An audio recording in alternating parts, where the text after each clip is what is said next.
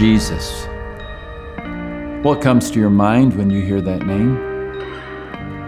Maybe you think of the divine miracle worker, how Jesus healed the sick and turned water into wine, walked on the waves and woke up in a windstorm to calm the weather and his disciples' worries. How he fed 5,000 with 5 loaves and a few fish. How he raised a young girl from the dead. How he conquered the grave himself and rose again. It's easy and comfortable for us to picture Jesus in this extraordinary fashion. And certainly it's important for us to see him this way. Jesus himself said, "I and the Father are one." John said of him, "He was with God in the beginning, and through him all things were made." Peter called him Son of the living God. And Thomas once declared he was my Lord and my God. Jesus didn't correct either disciple. Jesus was fully divine, all-knowing, all-present, all-powerful. And yet the Bible makes it clear he was also all-human. He was born as a man and became like a servant. He got colds. He grew weary on long walks, suffered from headaches and backaches and every other kind of ache. He likely had calluses on his hands and bunions on his toes. He snored and sneezed and hit his thumb with a hammer. He had to wipe the sweat from his eyes and the manure off his feet when he stepped in the wrong place on the road. For many of us, to think of Jesus in such a light seems almost irreverent. We would rather keep the humanity out of the incarnation, to picture him as a mighty miracle worker rather than one who has been tempted in every way just as we are. There's something about keeping Jesus divine that keeps him distant, packaged, predictable. But let's remember that the people who saw him first saw him as a person. Jesus appealed to them because he was one of them, a member of their community, of their neighborhood. Often when we read the Bible, it's hard for us to picture him this way. The location is foreign to us. The customs are odd. The politics are just confusing. It's hard for us to relate. But what would it look like if Jesus were to come to our neighborhood today? Who are the people on the block he would meet? How would he respond to them? What would they think of him? This is what we will look at in this study. How the people of the day saw Jesus as a real person. How Jesus broke through all kinds of social barriers to reach them. And we will start with this fella, the one up in the tree.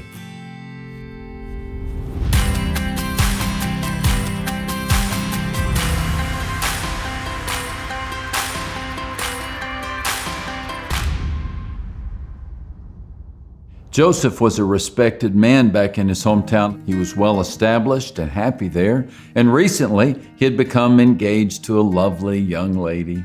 He liked having his feet squarely on the ground. It was stable, reliable, predictable. He had roots there. The problem was that God had asked him to go out on a limb. And this limb was not near the ground. No, it was quite a bit higher up the tree. Joseph, no doubt, had gasped the first time he spied it. He had never seen one so thin. There was no place to sit and get comfortable, no protection from the weather. Surely God wasn't really asking him to go up there. Common sense told him not to go out on the limb, conceived by the Holy Spirit. Come on. Self-defense told him not to do it. Who will believe me? And what will our families think? Convenience told him not to do it, just when I was hoping to settle down and raise a family. And pride told him not to do it. If she expects me to buy a tale like that. Besides, Joseph was well aware of the kind of fella who went out on a limb. radical, extremist, always stirring the leaves, guys with their heads full of strange ideas in search of foreign fruit. The stable ones, Joseph reasoned, were those who knew how to stay close to the trunk and leave well enough alone. But still, the problem persisted. For still, God persisted, and so Joseph was left with a hard choice: follow his will or the Lord's. In the end, he knew there was only one option. For the only thing worse to Joseph than a venture into the unknown was the thought of denying his master. So, resolute, he had reached up and started to climb. With tight lips and a determined glint in his eye, he had placed one hand in front of the other until now he was fully out on the limb with only his faith in God as a safety net.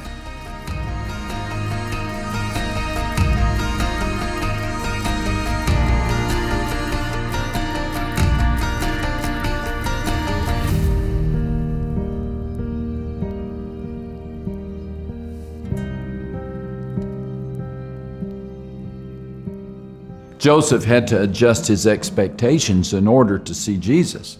So did Gabriel. He must have scratched his head at this assignment. He wasn't one to question his missions. Sending fire and dividing seas were all in an eternity's work for this angel. When God sent him out, Gabriel went.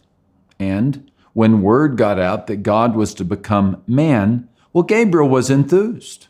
He could envision the moment, the Messiah in a blazing chariot, the King descending on a fiery cloud, an explosion of light from which the Messiah would emerge. What he didn't expect was to get a slip of paper with a Nazarene address. God will become a baby, it read. Tell the mother to name the child Jesus and tell her not to be afraid. Gabriel was never one to question, but this time he had to wonder. God will become a baby? Gabriel had seen babies before. He had been platoon leader on the bulrush operation. He remembered what little Moses looked like. It was okay for humans to be babies, but God? After all, the heavens themselves could not contain him. He is before all things, and in him all things hold together, his scriptures would declare. Were he to step back, the creation would collapse. His resignation would spell humanity's evaporation. Besides, babies. Babies had to be carried and fed, bounced and bathed. To imagine some mother burping God on her shoulder, well, that was beyond what even an angel could imagine. And what of this name? Jesus? It was so common. Even Gabriel had more punch to it. Called the baby eminence or majesty or heaven sent. Anything but Jesus. But Gabriel had his orders. Take the message to Mary in a place called Nazareth. Never heard of it. But he assumed as he traveled it must be a special place, an upscale town with Roman palaces and Greek villas, a place fitting for God to live. Wrong. The hometown of God would be a single camel map dot on the edge of boredom. A sleepy village with more peasantry than pizzazz, a place of which people could only say, does anything good come out of there? And what about this Mary? Certainly, she at least must be a special girl, a diamond in the rough. But one peek told Gabriel she was no queen. She was a Jewish peasant who had barely outgrown her acne and had a crush on a guy named Joseph. Speaking of him, what did he know? Sure, he was a student of the Bible. He knew God's law and recited the Shema each day. He had a standing in his community, but at the end of the day, he was just a carpenter. Gabriel shook his head. The God of the universe was going to have dinner every night with him. The source of all wisdom was going to call this guy Dad. What if he got laid off? What if he got cranky? What if he wasn't willing to go out on a limb and keep Mary as his wife? Still, a mission was a mission. So Gabriel delivered the message. Do not be afraid, Mary. You have found favor with God. You will conceive and give birth to a son, and you are to call him Jesus. The power of the Most High will overshadow you, so the Holy One to be born will be called the Son of God. Thus, the announcement of the birth of God into the world was made. Fast forward 9 months. A very pregnant Mary and Joseph, now fully out on the limb, have made their way to the village of Bethlehem. The Roman Emperor Augustus has decreed a census must be taken, and everyone must go to their own town to register. It's a boon for the local economy, for many families in Israel, Joseph included, hail from the little town. And the streets are packed, as are the inns, and all the beds are taken, and every available mat and blanket has been put to use. It's doubtful anyone in town remembers the couple's arrival. After all, there's nothing novel about them. They were possibly just one of several families turned away that night, turned away to a stable on the outskirts of town. It stinks like all stables do. The stench of urine, dung, and sheep hangs in the air. Cobwebs cling to the ceiling, and a mouse scurries across the floor. Off to the side sits a group of shepherds, smelling like sheep and looking just as woolly. They sit silently, looking perplexed. Their night watch had been interrupted by an explosion of light from heaven and a symphony of angels. The black sky had exploded with brightness, and trees that were shadows jumped into clarity. Sheep that were silent became a chorus of curiosity. One minute the shepherds were dead asleep, and next they were rubbing their eyes and staring into the face of a heavenly choir. God goes to those who have time to hear him, and on this night he went to simple shepherds. Majesty in the midst of mundane, holiness in the filth of sheep manure and sweat, God came near. Were it not for those shepherds, there would have been no reception, and were it not for a group of stargazers, there would have been no gifts. As Matthew tells us, Jesus was born in Bethlehem in Judea during the reign of King Herod. About that time, some wise men from eastern lands arrived in Jerusalem asking, "Where is the newborn King of the Jews?" These wise men, or magi, are travelers in need of direction, and God has given it. He has led them to Jerusalem with a star, but he leads them to Jesus with Scripture. And when the Magi make their inquiry in Herod's court, they learn a prophecy that tells them where to find Christ. But you, Bethlehem, in the land of Judah, are by no means least among the rulers of Judah. For out of you will come a ruler who will shepherd my people Israel.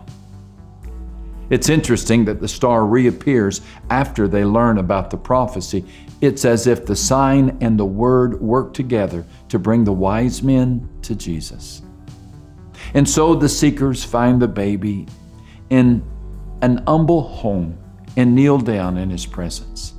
They are the first Christian worshipers. They give him gifts, gold for a king, frankincense for a priest, myrrh for his burial.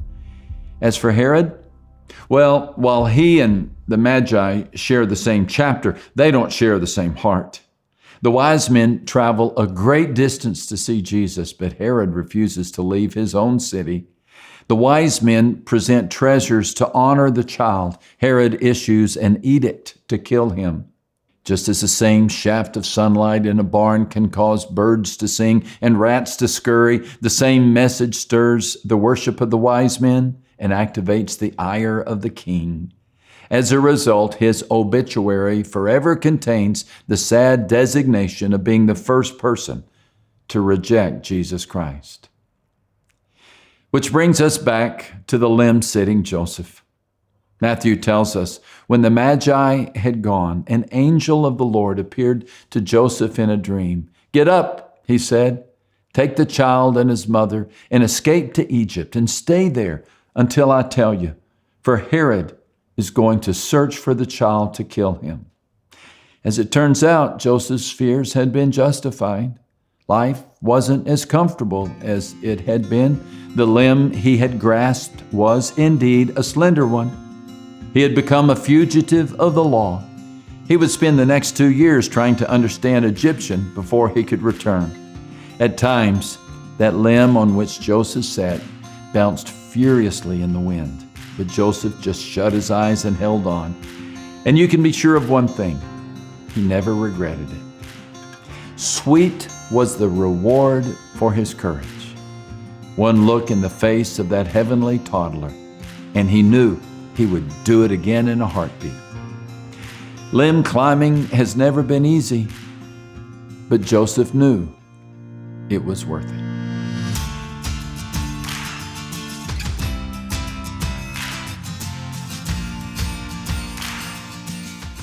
When you look at the story of Jesus' birth, the question that comes to mind is why? Why did God decide to be born in such a humble setting? Why did the King of Kings choose to grow up in such an ordinary place and be such an ordinary person? According to the historian Origen, his body was small and ill-shapen and ignoble. If he had the appearance of people typical of his day, he likely had olive skin, a broad peasant's face, short curly hair, a prominent nose, and stood around 5 feet tall. Hardly worthy of a GQ cover. Why did God do it? I think a chief reason is because he wants us to know he gets us. We don't have a high priest who is out of touch with our reality. He's been through weakness and testing, experienced it all but the sin. We have a high priest who is able to understand, and since he understands, we find mercy and grace when we need it. When we fall, we are not forgotten. When we stumble, we are not abandoned. Our God gets us. Are your looks run-of-the-mill and your ways simple? So were Jesus's. Do you struggle financially? Jesus knows how you feel. Are you on the lower rings of the social ladder? So was he. Ever feel betrayed? Christ can certainly relate. He was troubled in spirit. He felt overwhelmed with anxieties and grief. He prayed with loud cries and tears. He was so human he could touch his people, so mighty he could heal them. So human he spoke with an accent, so heavenly he spoke with authority. So human he could blend in unnoticed for 30 years, so mighty he could change history. All man, all God. And if you ever wonder if the uncreated Creator can comprehend the challenges you face, then ponder long and hard the promise of the Incarnation. The one who hears your prayers understands your pain. And when you turn to him for help, he runs to you to help. The writer of Hebrews states, Jesus who makes people holy, and those who are made holy are from the same family. So he is not ashamed to call them his brothers and sisters. He is not ashamed of you or confused by you. Your actions don't bewilder him. Your ways and tilted halo don't trouble him. So go to him. After all, you're a part of his family.